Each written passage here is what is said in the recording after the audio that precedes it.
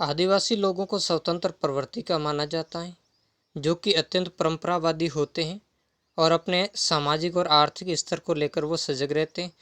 और इन अपने जो सामाजिक और आर्थिक मामलों में वो किसी भी प्रकार का बाहरी हस्तक्षेप स्वीकार नहीं करते। और जब भी उनके आंतरिक मामलों में बाहरी हस्तक्षेप होता है तो हमेशा से उन्होंने इनका प्रतिकार किया है, यानी कभी भी उन्होंने इन अत्याचारों को सहन नहीं किया है, जब तक कि सामने वाले पक्ष ने उन्हें सैनिक बल पर नहीं दबा दिया। तो ऐसा ही हम आज इसके अंदर पढ़ेंगे, जिसमें राजस्थान के प्रमुख जनजातीय आंदोलनों के बारे में देखेंगे, जिसमें हम मुख्य रूप से इसमें गोविंद गुरु का भगत आंदोलन और मोतीलाल तेजावत का एक ही आंदोलन, इन दोनों आंदोलनों के बारे में हम इसके अंदर चर्चा करेंगे। नमस्कार मित्रों, मैं हूं अशोक कुमार और आपका मेरे चैनल कबीर क्लासेस 58 के अंदर स्वागत है। इससे पहले मैं आपको बताना चाहूँगा कि अगर आपने मेरे चैनल को सब्सक्राइब नहीं किया तो चैनल को सब्सक्राइब कर दें और वीडियो को लाइक कमेंट शेयर ज़रूर करें।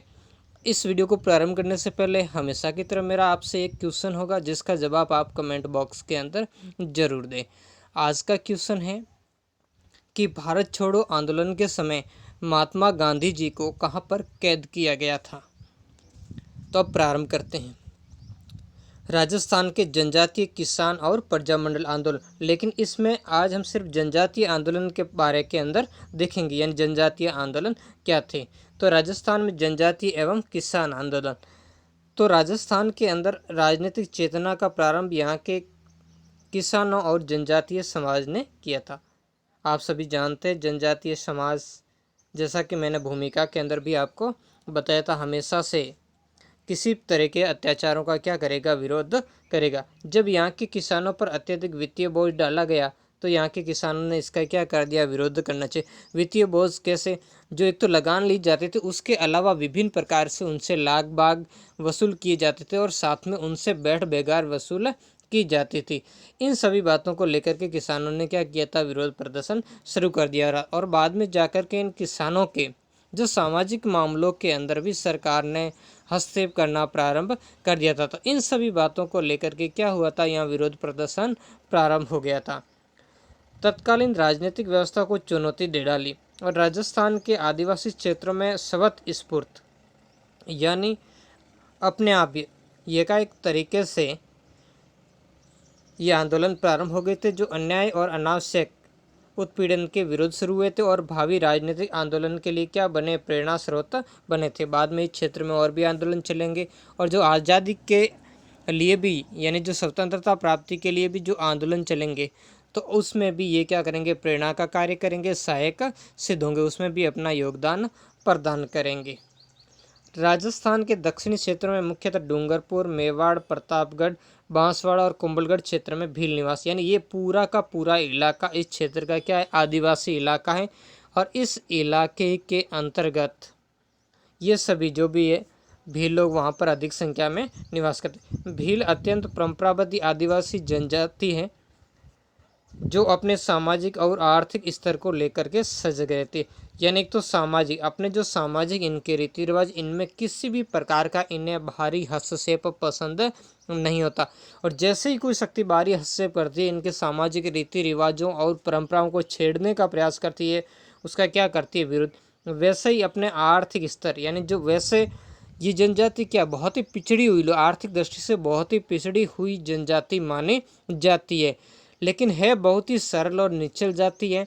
इसके अलावा साथ ही ये बहुत ही साहसी और वफादार जाति है, जो अपने रीति रिवाज और परंपराओं के ऊपर सजग रहती है। और एक बार अगर इसने अपना वचन दे दिया तो उस वचन का ये हमेशा पालन करते हैं।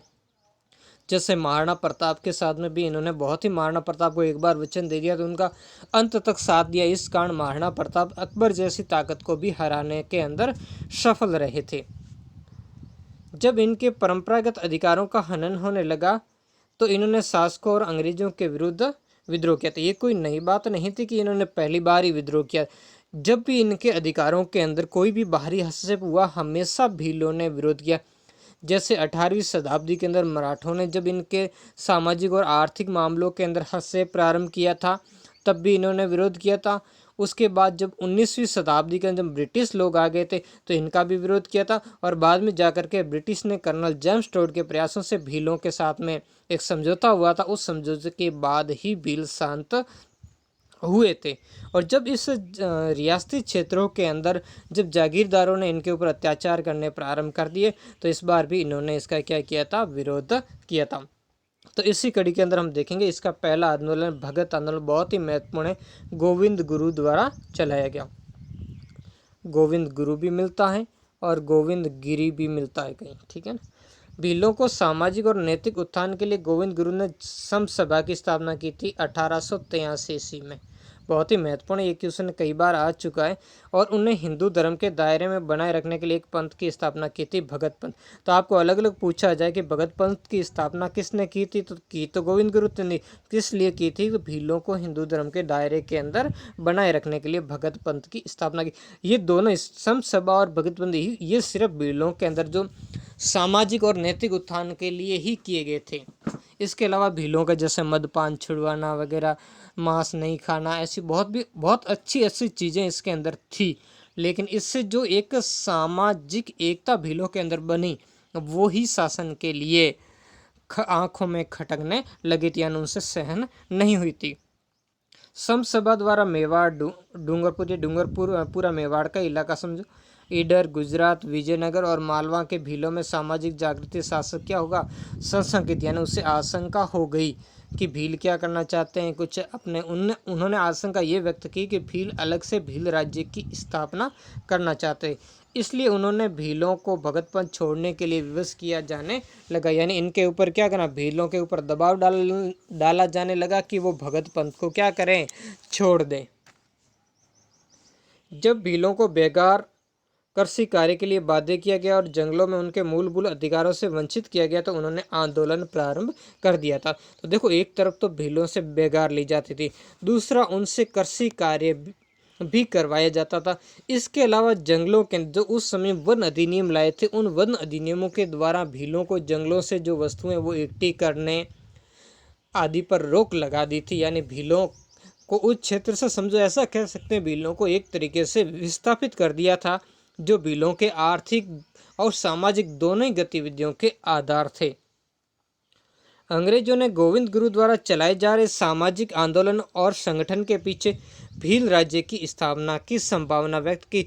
ये सिर्फ उनकी एक बात थी, बाकी ऐसी कुछ नहीं थी। यहाँ इस क्षेत्र में मुख्य चीज़ यही थी कि जैसे सुधार, एक बात हम ले लें कि जैसे गोविंद गुरु ने भीलों के अंदर शिक्षा का प्रचार किया, तो शिक्षा के प्रचार से इन शासन को लगने लगा कि ऐसे अगर जागरूक होंगे तो फिर ये क्या करेंगे, जो हमारे अत्याचार और शोषण का विरोध करेंगे उसके चंगुल में फंसे। जैसे हम एक उदाहरण ले सकते हैं कि जैसे गोविंद गुरु ने इनको जो मदपान यानी शराब पीने से मना किया, उसको छोड़ने के लिए भीलों को तैयार किया, तो इससे जो कुशलगढ़ और बांसवाड़ा राज्य के आबकारी के क्षेत्र में उनको बहुत ही भारी नुकसान उठाना पड़ा।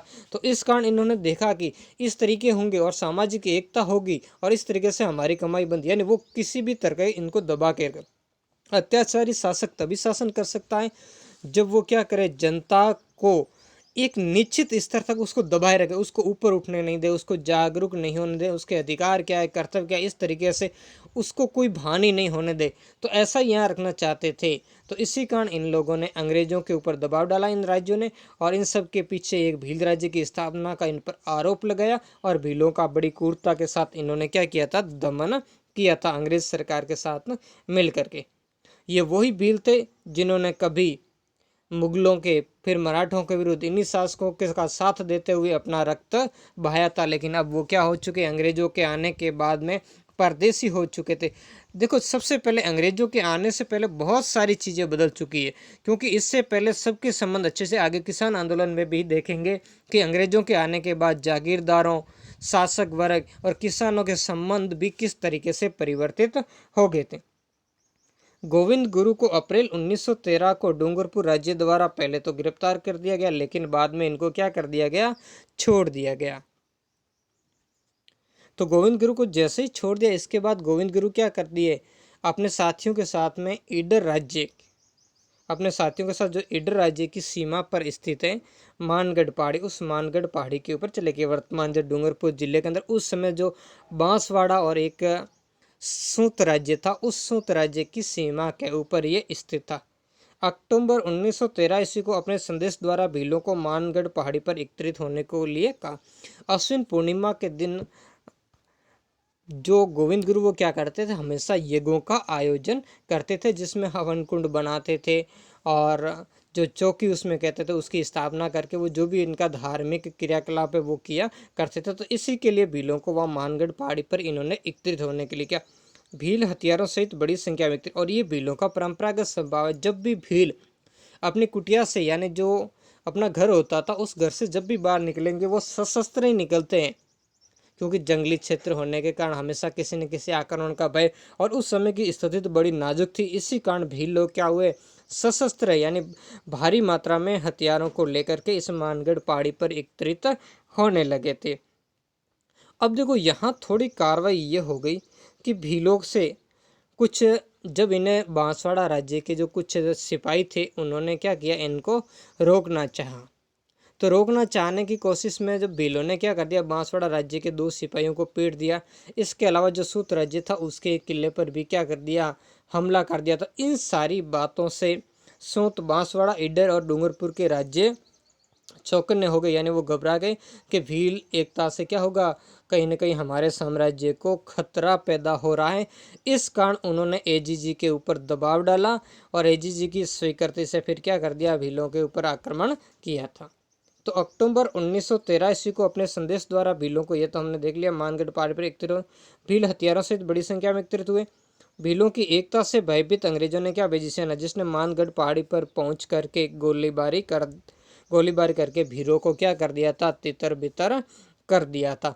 यानी यहाँ किसके नेतृत्व में, एक आपको ध्यान रखना है, बहुत ही महत्वपूर्ण तरीके से यहाँ बहुत सारी सेना थी, जिसमें इन राज्यों की सेना थी, साथ में अंग्रेजों की जो कुछ कंपनियां थी, जिसमें जैसे मेवाड़ भील कोर की 2 कंपनियां थी, 104 जो वेलेजली राइफल की एक कंपनी थी, राजपूताना रेजिमेंट की एक कंपनी थी, एक जाट रेजिमेंट की कंपनी थी। तो इस तरीके से बड़ी मात्रा में जो सैनिक दमखमे के साथ इन पर आक्रमण किया गया। सरकारी आंकड़ों के अनुसार इस कार्रवाई में 1500 भील मारे गए थे। इस प्रकार भगत आंदोलन को निर्ममतापूर्वक तरीके से क्या कर दिया, दबा दिया गया और गोविंद गुरु को 10 वर्ष की कारावास की क्या दे दी गई, सजा सुनाई गई। तो इस तरीके से हम देखते हैं कि बहुत ही महत्वपूर्ण भीलों का आंदोलन था। हालांकि सरकार ने इसके बहुत ही क्रूर तरीके से इसको दबा दिया। इस कारण इस जो हत्याकांड है, ये मानगढ़ हत्याकांड, इस हत्याकांड को जलियांवाला बाग हत्याकांड से भी अधिक विभत्स माना जाता है।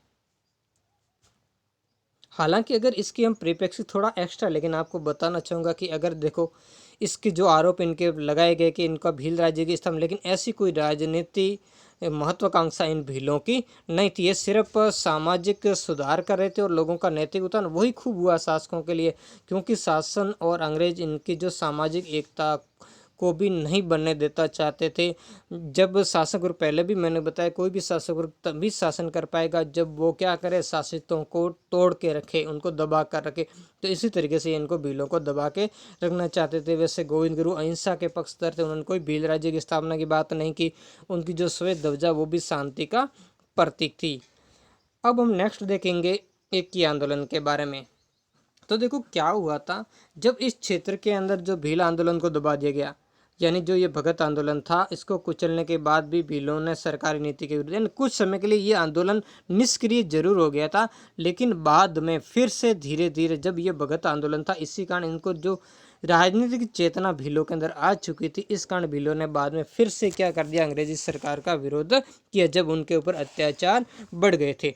1917 ईस्वी में भीलों और ग्रासियों ने मिलकर महाराणा को पत्र लिखकर दमनकारी नीति और बेगार के प्रति अपना क्या जताया, विरोध जताया। यहाँ भी भीलों के प्रति समस्या वही थी, तो इन्होंने पहले क्या किया था कि महाराणा से इस समस्याओं का क्या किया जाए, समाधान निकाला जाए, क्योंकि ये क्या थे, ये भी इनसे प्रेरित जो बिजोलिया किसान आंदोलन था, उस बिजोलिया किसान आंदोलन से ये भील प्रेरित हो रहे थे और उन्होंने महाराणा से प्रार्थना की थी कि जो उनकी अत्यधिक लागतें उनको कम की जाए और जो कामदार उनके ऊपर शोषण कर रहे हैं उस शोषण को क्या किया जाए, खत्म किया जाए। लेकिन इनके अहिंसात्मक इस सारे प्रयत्नों का क्या हुआ, कोई असर नहीं हुआ, यानी इनका कोई परिणाम नहीं निकला। तो भीलों ने मोतीलाल तेजावत के नेतृत्व में क्या कर दिया गया, आंदोलन प्रारंभ कर दिया गया। ये भीलों में एकता के लिए किया गया, इस कारण ये एक ही आंदोलन के नाम से जाना गया, जिसके अंदर मोतीलाल तेजावत ने भीलों को लगान व बेगार नहीं देने के लिए क्या किया था, प्रेरित किया था। हालांकि बाद में यहाँ भी ईडर क्षेत्र के अंदर मेजर सटन के अधीन मेवाड़ भील कौर ने क्या की थी, गोलीबारी की थी, जिसमें काफ़ी सारे भील क्या हुए थे, मारे गए थे और मोतीलाल तेजावत को भी क्या कर दिया था, गिरफ्तार कर लिया था। और इस तरीके से इस आंदोलन का भी बाद में क्या हो गया, पटाक्षेप यानी इसको दबा दिया गया। यह आंदोलन एक ही आंदोलन के नाम से विख्यात हुआ, यानी इस आंदोलन के प्रवर्तक थे मोतीलाल तेजावत। तो कैसा लगा मेरा प्रयास, कमेंट करके ज़रूर बताएं। और नेक्स्ट पार्ट के अंदर हम जो राजस्थान के अंदर किसान आंदोलन है उस किसान आंदोलन के बारे में देखेंगे। धन्यवाद।